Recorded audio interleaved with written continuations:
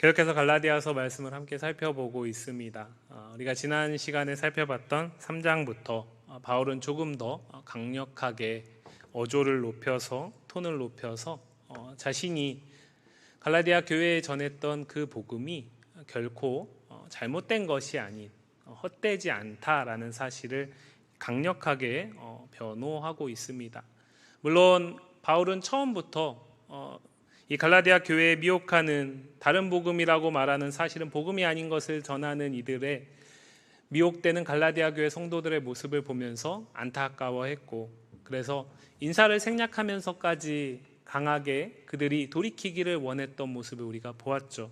그 가운데 자신의 다메섹 도상에서 회심의 사건이 있었고, 그리고 예루살렘을 올라갔던 사건, 또 베드로 무리들이 안디옥에 왔을 때 있었던 에피소드, 그리고 지난주에 봤던 성령의 내적 증거 가운데서 분명하게 복음이, 자신이 전한 그 복음이 완전한 복음이고 유일한 복음이다라는 사실을 이야기했습니다.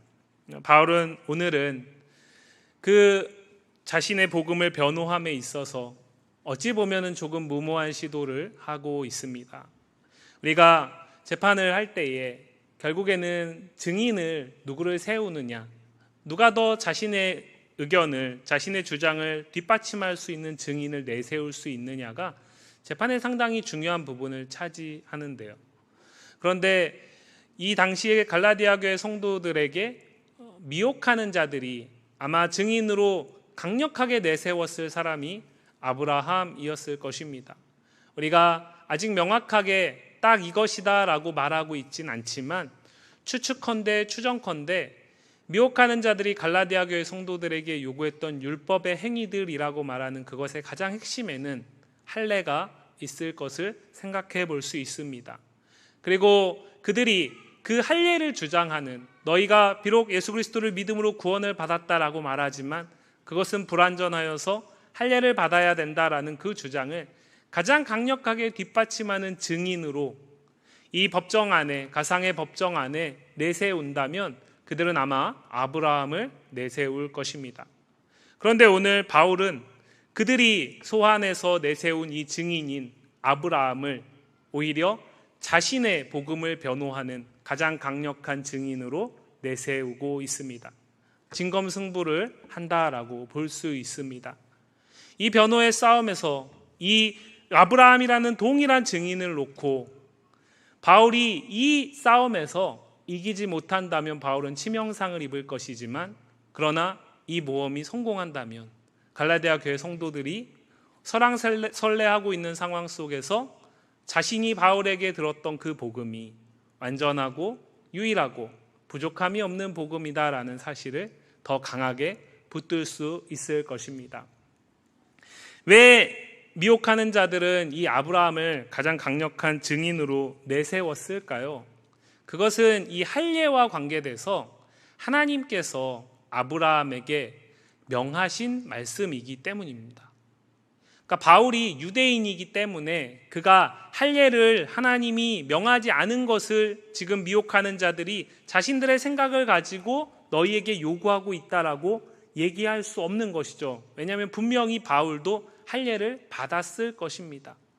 우리가 이 갈라디아서에는 나오지 않지만 바울의 다른 서신에 보면은 바울이 자신은 유대인 중에 유대인이라고 얘기하고 자신도 난지 8일 만에 할례를 받았다라고 얘기하는 그런 말씀들이 있잖아요. 그렇기 때문에 이 할례가 인간의 산물이거나 하나님과 무관한 것이다라고 주장할 수는 없습니다. 유대인들이 이 할례를 중요하게 생각했던 이유는 창세기 17장에 나와 있는 아브라함이 99세 때 하나님이 아브라함을 찾아오셔가지고 이삭을 약속하시는 그 말씀 속에서 하나님께서 아브라함에게 할례를 명하셨기 때문입니다. 창세기 17장 10절 말씀 한번 보겠습니다. 창세기 17장 10절 말씀 보시면 너희 중 남자는 다 할례를 받으라. 이것이 나와 너희와 너희 후손 사이에 지킬 내 언약이니라 라고 말씀하셨습니다. 이 말씀을 하나님이 하신 거거든요. 하나님이 아브라함에게 오셔서 분명히 그 이전에 약속하셨던 내가 너의 후손으로 인해서 큰 민족을 이루게 하겠다라는 그 약속을 반드시 너의 몸에서 나오게 될 너의 상속자를 통해서 이룰 것이다라는 그 약속을 다시 재확인시키는 과정 속에서 아브라함이 그 하나님의 99세에 찾아오셔서 하신 말씀을 믿음으로 받아들일 때에 하나님께서 아브라함과 사이에서 언약을 맺으시면서 명하신 게 할례입니다.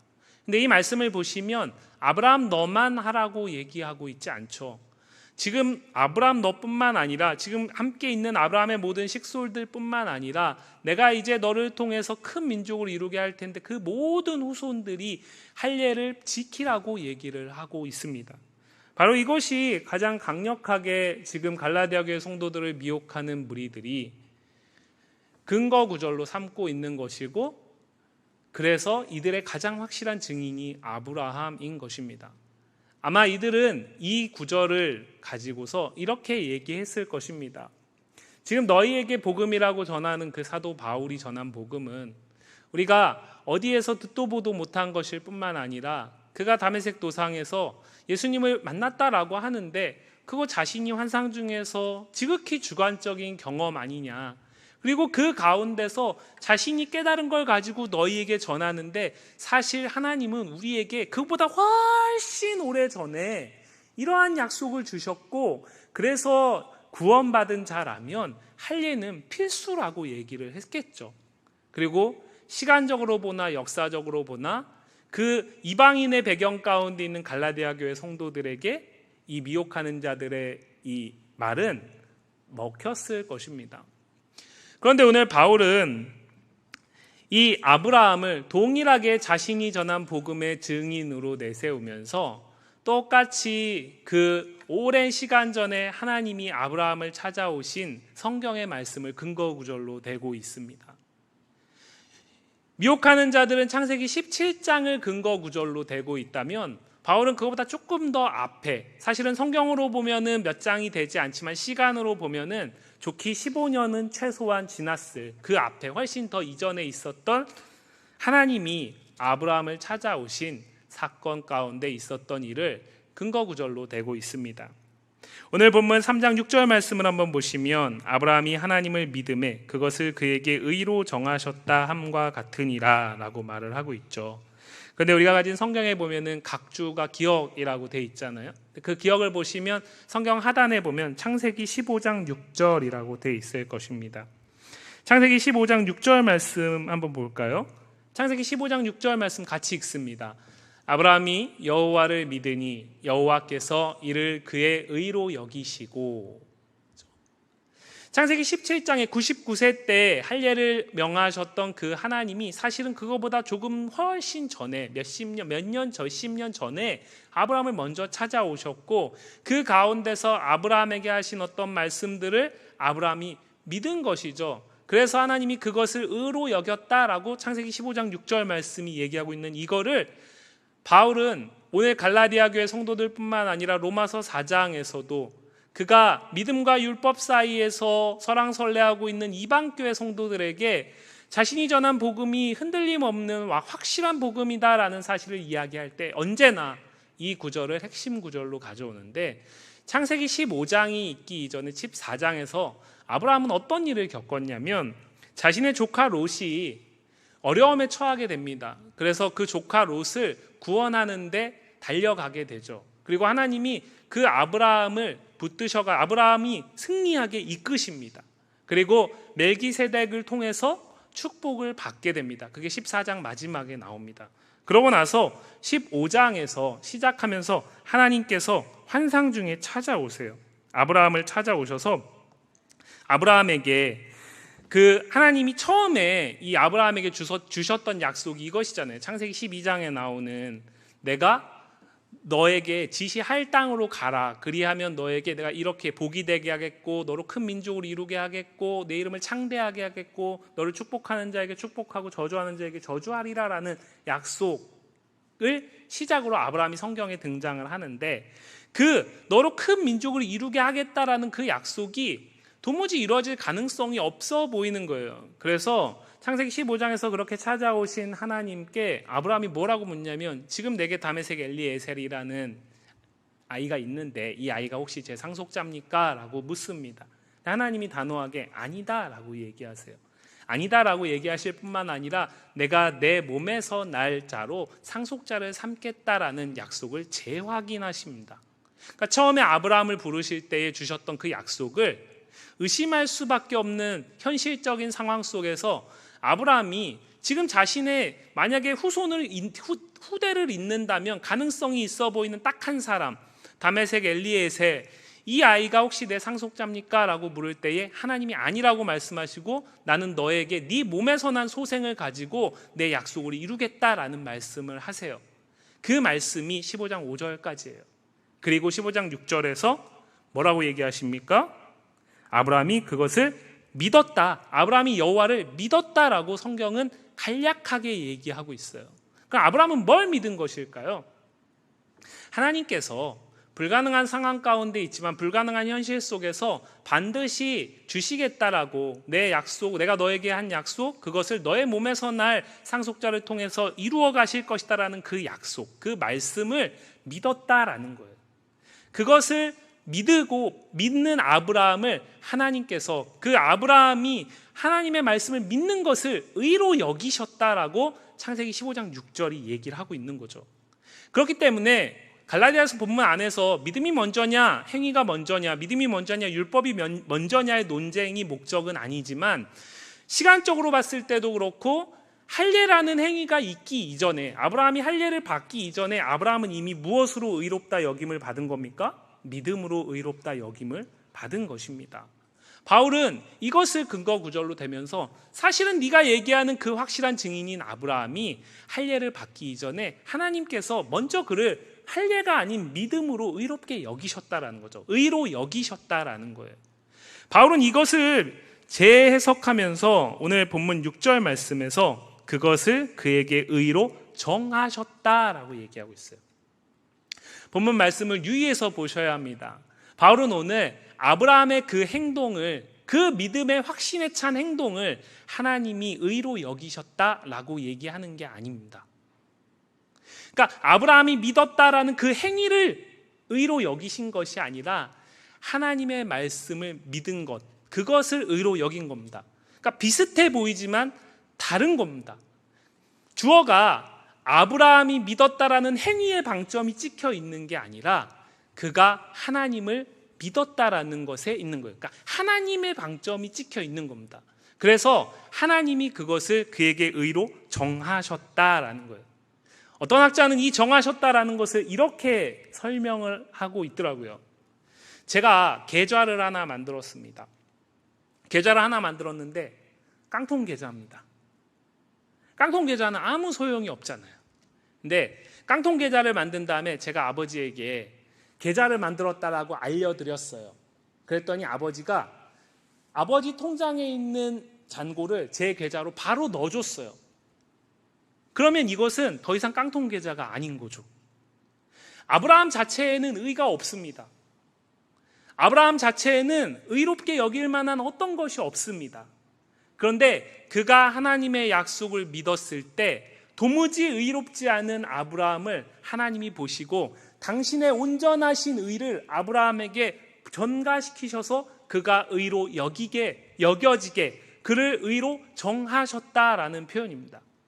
그러니까 방점이 강조가 아브라함이 믿었다는 행위에 있는 것이 아니라 그를 의로 정하신 하나님께 있는 것입니다. 만약에 아브라함이 믿었다는 행위에 있다면 시간적으로는 내가 더 앞서라고 바울이 얘기할 수 있겠지만 상대방에서 반박하겠죠.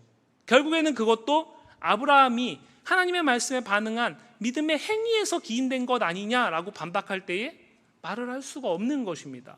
그렇기 때문에 바울은 의도적으로 그 부분을 배제하고 하나님에게 초점을 맞추고 있어요.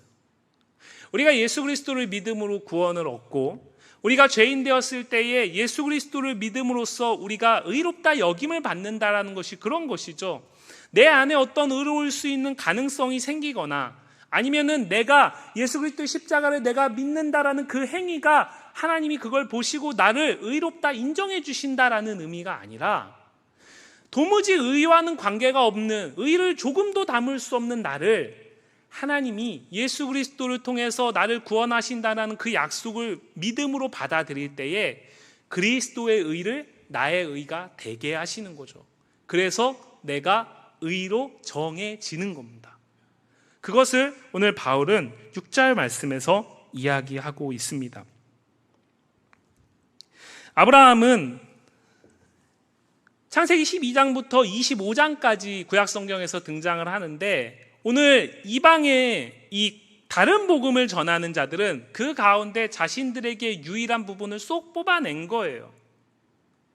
그런데 바울은 그 할례 사건은 사실은 12장부터 25장까지 이어지는 하나님의 큰 약속이라는 큰 흐름 안에서 있는 것이다 라는 걸 얘기를 하는 거죠. 지금도 마찬가지입니다. 지금도 우리가 가진 복음을 흔들거나 아니면 의심하게 하는, 미혹하게 하는 자들의 전술은 똑같습니다. 성경에서 사탄이 아담과 하와의 에덴 동산을 무너뜨릴 때 취했던 방법도 그것이잖아요. 하나님의 말씀을 교묘하게 틀잖아요. 그리고 자신의 목적에 맞게 그 말씀을 왜곡시키잖아요. 취할 것만, 자기의 유리한 것만 딱 뽑아내잖아요. 오늘 미혹자들은 창세기 17장의 할례, 이것만 뽑아내고 있어요. 그래서 지금도 유대인들은 이 할례를 목숨을 겁니다. 그런데 바울은 자신이 한때는 그러했지만 예수 그리스도의 십자가의 의미를 온전히 믿고 깨닫고 난 후에 보니까 그것은 큰 약속이라는 흐름 안에 그 약속의 보증으로서 주어지는 하나의 행위라는 거죠. 자, 제가 결혼을 했습니다. 결혼 반지를 끼고 있습니다. 그렇죠? 근데 저 때까지만 해도 혼인을 할 때 결혼 예식 가운데 예물 반지를 교환하는 것이 거의 모든 식에 들어갔었거든요. 근데 요즘에 결혼식 가면 잘 안 합니다. 그렇다 그래서 그 결혼이 유효하지 않은 것인가요? 아니죠. 그죠? 이것은 그냥 하나의 증표일 뿐이지 이것 자체가 절대로 본질이고 전부가 될 수 없는 거죠. 전부이고 본질이 될 수 없는 할례를 전부인 것처럼 이야기하는 것입니다. 그들을 대항해서 사도 바울은 성경 전체를 특별히 아브라함과 하나님과의 언약적 관점 안에서 통전적으로 이해하고 그 안에서 할례를 재해석하고 있는 것이에요. 그래서 먼저 아브라함이 하나님을 믿은 것을 하나님이 의로 여기셨기 때문에 그 의로 여기신 하나님이 그것에 대한 증표로서 할례를 명하신 것이다 라고 보는 거죠.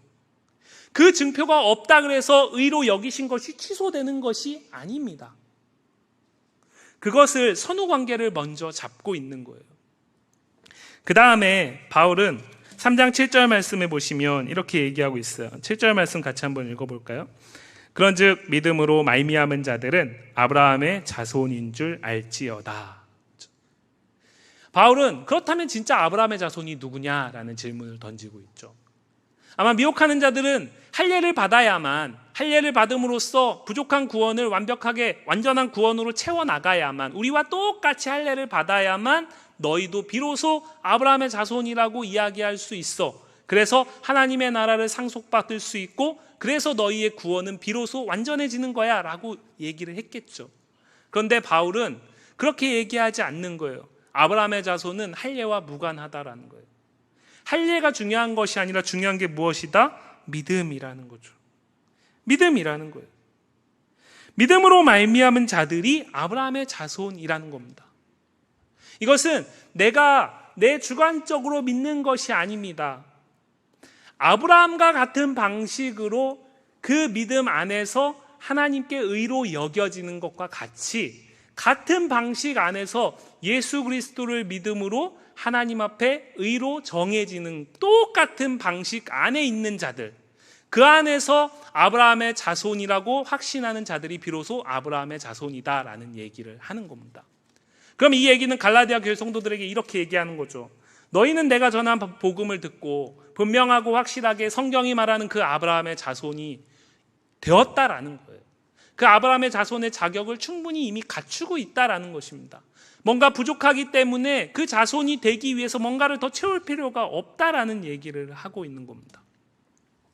바울은 여기에서 멈추지 않고 미혹하는 자들이 듣는다면 기함할 만한 정말 다이나마이트와 같은 놀라운 이야기를 이어가고 있어요. 8절과 9절 말씀 한번 같이 읽어보겠습니다. 또 하나님이 이방을 믿음으로 말미암아 의로 정하실 것을 성경이 미리 알고 먼저 아브라함에게 복음을 전하되 모든 이방인이 너로 말미암아 복을 받으리라 하였느니라. 그러므로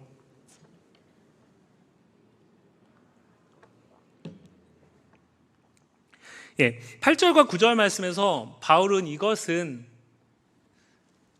어느 순간에 유대인들이 하나님 앞에 버림받았고 더 이상 하나님의 약속의 백성이 될 수 있는 자격을 상실했기 때문에 이방인에게 넘어와서 너희에게 기회가 생긴 거다. 그 기회를 내가 너희에게 전하고 너희가 그 기회를 잡은 거야. 이렇게 얘기하지 않습니다.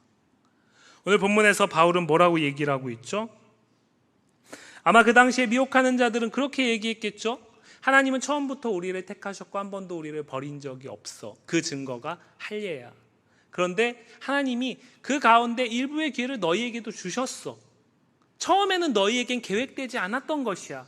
그런데 너희에게 운 좋게 지금 그 기회가 주어졌어. 하나님의 은혜로. 그러니까 우리와 똑같은 자격을 갖추어야 돼 라고 얘기를 했을 텐데 바울은 무엇이라고 얘기하는 것이냐면 처음부터 성경이 이미 아브라함의 자손의 범주를 유대인에게 국한시키지 않고 모든 열방으로 계획하고 있었다라는 것이죠. 작정하고 있었다라는 거예요. 지금도 유대인들은 여타 다른 민족들을 우습게 여깁니다. 실제로 수없이 많은 지표들이 그들이 나라는 작지만 세상 사람들이 우습게 여기지 못할 만한 많은 요소들을 갖추고 있죠. 그런 얘기들을 들어보셨을 것입니다. 노벨상의 몇 프로가 유대인이고 미국 경제, 월스트리트 경제를 실제로 이끌어가는 사람들은 대부분 다 유대인이고 그래서 그 유대인들이 사실은 전 세계를 지금도 주도적으로 이끌어가고 있는 것이고 그것은 그들이 하나님 앞에 순전한 자들이기 때문이다 라는 그런 주장을 들어보셨을 거예요. 지금도 유대인들은 그 하나님의 선민의식 가운데서 우월의식을 갖고 살아갑니다. 그 얘기는 무슨 얘기일까요? 여타 다른 민족들은 하나님 앞에 선택받기에는 부족하다라는 걸 전제하고 있는 거예요. 그런데 오늘 바울은 그렇게 얘기하지 않는 거예요. 바울이 이방인이라면 이 얘기를 했을 때 너는 유대인이 아니니까 라고 치부해버릴 수 있어요. 그런데 바울은 유대인 중에 유대인이거든요. 한때는 그 유대인의 선민의식에 쩔어 있었던 사람이 바로 바울이거든요. 그런데 바울이 뭐라고 얘기하는 겁니까? 이방인이나 유대인이나 모든 사람을 구원하는 것, 믿음으로 의로 정하시는 그 하나님의 작정하심은 성경에 처음부터 있었던 계획이다라는 거예요. 서두에 말씀드렸던 사도 바울이 전혀 유대인들은 경험하지 못하고 객관적인 근거조차도 실증할 수 없는 다메섹 도상에서의 예수 그리스도를 만났다라는 그 사건, 그 가운데서 자신이 받았다라는 그 복음, 그것 안에서 바울이 고안해낸 것이 아니라 성경에서 하나님이 처음부터 계획하고 있었던 것이라는 거죠.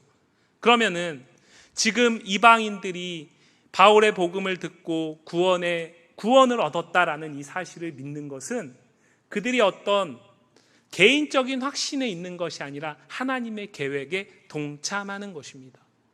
하나님의 계획은 처음부터 복음으로 모든 사람이 의를 얻고 의로 정해지고 그래서 하나님 앞에 구원을 얻는 것이었다라는 거죠. 그런데 바울의 이 말 3장 8절과 9절 말씀, 이것도 역시 바울이 지어낸 말씀이 아닙니다.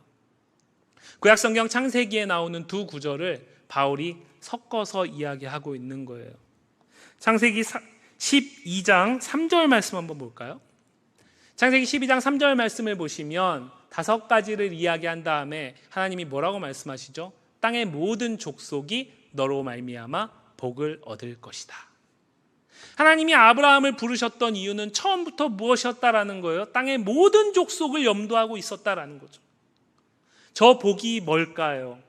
구약에서는 명확하지 않지만 바울은 오늘 저 복을 바로 믿음으로 의로 여겨지는 것, 믿음으로 의로 정해지는 것, 예수 그리스도를 믿음으로 하나님 앞에 의롭다 여김을 받는 이 신칭의를 복이라고 얘기하고 있는 것입니다. 또 한 구절이 있어요. 창세기 18장 18절 말씀입니다. 창세기 18장 18절 말씀. 하나님께서 언약을 계속해서 재확신시켜 주시거든요. 그 가운데 뭐라고 말씀하십니까? 이번에는 천하 만민은 그로 말미암아 복을 받게 될 것이 아니냐라고 얘기하고 있어요. 첫 약속 가운데 모든 족속이 하나님과의 시간, 언약의 깊이가 깊어지고 하나님이 찾아오시는 횟수가 늘어나면서 무엇으로 바뀝니까? 천하만민으로 바뀌어요. 그리고 모든 구약학자들은 저 천하만민 그리고 모든 족속에 이방인이 포함된다라고 얘기합니다. 아니, 포함되는 것이 아니라 처음부터 이방인을 지향하고 있다라고 얘기합니다. 그것을 바로 오늘 사도 바울은 3장 9절 말씀에서 뭐라고 얘기하는 것입니까? 믿음으로 말미암은 자는 믿음이 있는 아브라함과 함께 복을 받고, 그것이 8절 말씀에서 성경이 미리 알고 먼저 아브라함에게 복음을 전하되 모든 이방인이, 아예 그냥 딱 이방인이라고 딱 못을 받고 있죠. 왜요? 이 편지를 받는 사람들이 갈라디아 교회 성도들이기 때문이에요. 이방인에게 복음을 전해서 그들이 복을 받게 되는 것, 그것은 성경이 미리 알았다라고 얘기를 하고 있죠. 성경을 일부러 의인화시키고 있습니다. 무슨 얘기입니까? 이거 바울, 내가 너희에게 좋게 말하는 것이 아니라는 거예요. 내가 누군가에게 듣고 그것을 간접적으로 전하는 것이 아니라 성경, 즉 하나님이 직접적으로 말씀하신 것이다라는 거죠. 하나님이 직접적으로 말씀하신 계획 속에서 이방인은 이미 복음으로 구원을 얻는 계획이 있었다라는 거예요. 그리고 바로 그 계획이 너희에게 실현된 것이다 라고 얘기하는 겁니다. 하나님이 이 약속을 처음 주셨을 때 아브라함은 그것을 미래에 이룰 약속을, 하나님의 약속을 확신하면서 미래적 의미에서 하나님을 믿은 것이죠. 그리고 하나님이 그것을 의로 여기신 것입니다. 그러나 이 말씀을 지금 듣고 있는 갈라디아 교회 성도들에게는 그 말씀이 성취된 예수 그리스도를 믿는 믿음 안에서 그 믿음으로 말미암아 의로 여겨진 것이죠. 현재적 믿음입니다. 과거와 미래와 현재라는 차이는 있지만 동일하게 이들을 의롭게 여기는 것, 의로 여겨지게 하는 것, 의로 정하시는 것은 무엇입니까? 믿음이라는 거죠. 믿음이라는 거예요. 바울은 의도적으로 믿음과 행위의 이 법정 안에서 믿음을 복음의 증인으로 아브라함을 소환하면서 강력하게 이야기하고 있습니다. 그리고 9절 말씀에서 믿음으로 말미암은 자는 믿음이 있는 아브라함과 함께 복을 받는다라고 얘기하고 있죠. 바울은 이렇게 얘기하고 있지 않아요. 믿음으로 말미암은 자는 그 믿음으로 아브라함이 받았던 복을 받게 될 것이다, 이렇게 얘기하지 않습니다. 이때에는 아브라함은 죽어 있죠. 그러나 아브라함은 믿음으로 산 자인 자잖아요. 그 믿음으로 살고 있는 아브라함이 의로 여겨져서 받는 그 이신칭의의 복을 살고 있는 것과 같이 지금 갈라디아 교회 성도들도 동일하게 함께 복을 받는다라는 거예요. 너희에게 전한 그 이신칭의의 복음, 그것은 내가 만든 것도 아니고 어느 순간에 후대에 나타난 것도 아니고 사람이 고안해낸 것도 아닐 뿐만 아니라 성경이 시작될 때부터 하나님이 작정하심 가운데 있었던 것이고, 그 작정하심 속에서 하나님이 먼저 아브라함에게 그 복음을 전했다라는 거죠. 그리고 그 복음을 지금 너희는 실체로서 보고 있는 것입니다. 그런데 너희가 왜 흔들리냐라는 거예요. 왜 이렇게 어리석냐라는 거죠.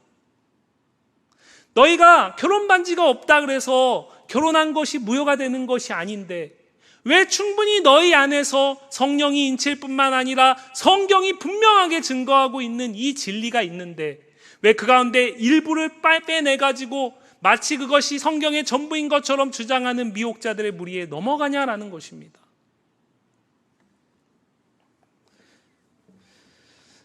사랑하는 성도 여러분, 이신칭의의 이 진리는 사람이 만들어낸 것이 아닙니다.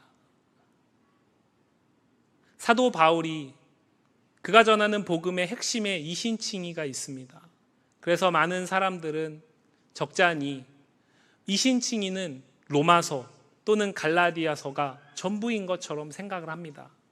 그러나 이 이신칭의의 놀라운 진리는 하나님이 성경의 역사를 시작하신 그 순간, 아니 그 이전부터 작정하심 가운데 있다라는 것을 기억하시길 바랍니다. 그래야 할 때에 우리가 이신칭의의 이 진리 가운데서 자격 없는 우리가 의로 여겨지는 것, 그리고 그 믿음으로 의로 여겨진 우리가 믿음 안에서 그 이신칭의의 놀라운 삶을, 복된 삶을 살아나가는 것, 그것이 언제부터라고요? 하나님의 작정하심부터라는 거죠. 우린 때로 연약해서 넘어질 수 있고 오늘 갈라디아교회 성도들처럼 미혹될 수 있지만, 그러나 그 진리를 결코 빼앗기지 않는 것은 누구 때문입니까? 우리 때문이 아니라 그 모든 것을 작전 가운데 시작하시고 이루시는 하나님 때문이다라는 거죠. 그 하나님을 우리는 믿는 거예요. 그 하나님의 약속을 믿는 겁니다. 그 하나님의 약속의 말씀을 믿는 겁니다.